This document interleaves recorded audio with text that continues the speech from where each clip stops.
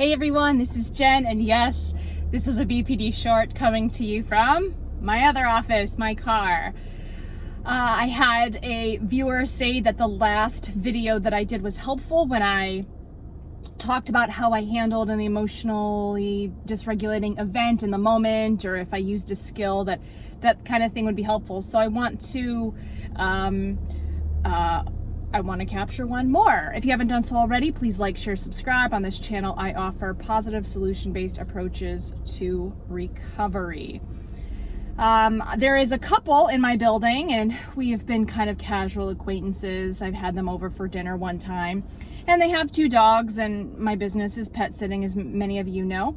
And I've taken care of their dogs several times now, and they've always been very happy. She left me a good review on Google.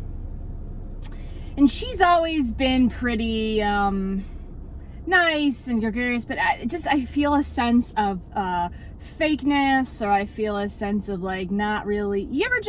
Some people you just don't ever really connect with, you know, like you just get this sense, and it's like every time I've tried to schedule a get together, you know, oh, I haven't looked at my schedule, oh, I will look at my schedule, you know, I've basically been the impetus between trying to get everyone together, and you know, that gets old. I mean, I've done other videos about friendship. In fact, I have a playlist about friendship, check it out.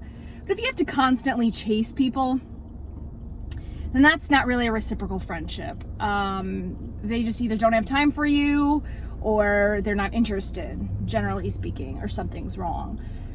So there's always been something kind of off about this guy, her boyfriend, and you know, they've been together, to paint the picture, they've been together 5 years. She says she wants to get married. He's told me he doesn't.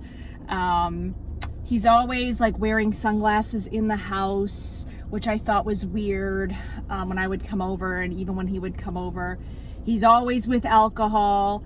Oftentimes I see her going to pick up dinner, and I'm like, oh, how come he's not doing it? And she's like, oh, it's because, you know, he's been drinking. So, you know, he's got like a traumatic background. He doesn't speak to the dad. Anyway, so there's been a few times I've run into them recently where he's either like, you know, kind of turned his back, or like he's been standoffish, or he hasn't even said hello. And one day I was like in the elevator, you know, and she was there when the doors open with him, and they'd have these groceries, and so they were heavy. And you know, she's like, oh, hi. And I was like, hi, you want to come in? And so she looked at him and she goes, oh, do you want to get in the elevator? Like it was something, like she had to check with him. So it's just been this very awkward, like, you know, I can sense something's off. Now here's the difference between being able to sense something's off, which is legitimate, and then doing something that you'll later regret, you know, giving into that insecurity or that fear, or becoming angry or lashing out. I don't do that. I don't act on that, right? I observe. There's a stop skill in DBT, which is, you know, stop what you're doing, take a step back. O is for observe what you're feeling, what's going on. And P is proceed cautiously, mindfully. And so oftentimes we act on this like, well, fuck him, I'm gonna block him, I'm gonna do this, I'm gonna do that, because, you know, we feel rejected, hurt, right? But the thing is that, one, you know, I like myself just fine. That was what my last BPD short was about, that I like me just fine. And secondly is that, you know, if he does have an issue or there's something wrong, I don't care. You know, I'm not gonna do anything that's gonna make me feel bad about myself. That's really the key, I believe, to emotional regulation, is, you know, doing things that align with your ethics, that make you feel good. Like if you're gonna do something that's gonna make somebody else feel shitty, like that's probably gonna make you feel shitty, which leads to further dysregulation.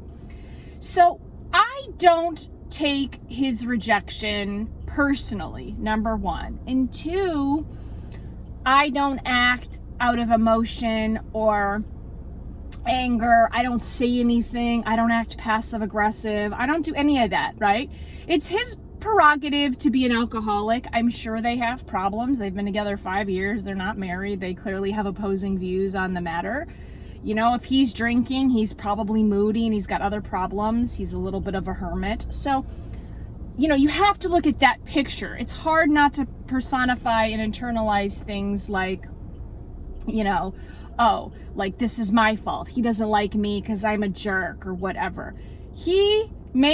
That may not even be his thing, but where I'm coming from, what's important to me is that I'm not acting on anything emotional or doing anything that wouldn't align with my ethics. And secondly, I don't take things personally enough to think it has something to do with me. If he's going to act like that, that's fine. I don't really care, right? Because I like me, and I'm no longer in a place where I think everyone has to like me, because it just doesn't matter to me. I hope this has been helpful in dealing with things that you may be able to you take personally, or that may triggering events that lead you to act out with emotion, and learning how to like yourself, which has to do with inner validation, right? And not seeking out the validation from others, right? I'm not a bad person because he won't talk to me. Who gives a fuck? My name's Jen. This has been BPD Woman, and I will talk to you soon. Bye.